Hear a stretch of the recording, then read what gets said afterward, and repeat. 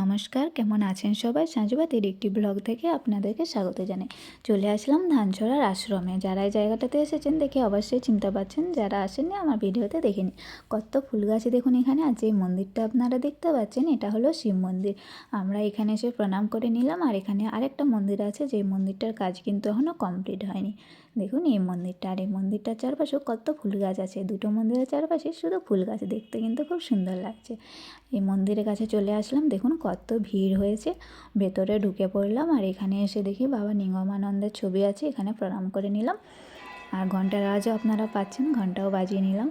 আর এখানে সবাই ধূপ মোমবাতি প্রদীপ দিচ্ছে। এখানে আসলাম, আসার পরে যখন মন্দিরটার চারপাশে ঘুরছি, দেখুন এখানে একটা কুয়ো আছে। কুয়োটাতে কি সুন্দর ডিজাইন করা, দেখতে কিন্তু খুব সুন্দর লাগছে। আর এখানে সবাই বাতাসা ছড়াচ্ছে আর ঘুরছে। আমরা একটু ঘুরে নিলাম, প্রণাম করে নিলাম। এবার চলে যাবো যেখানে প্রসাদ খাওয়ানো হচ্ছে সেখানে গিয়ে আবার আপনাদের সাথে দেখা হচ্ছে।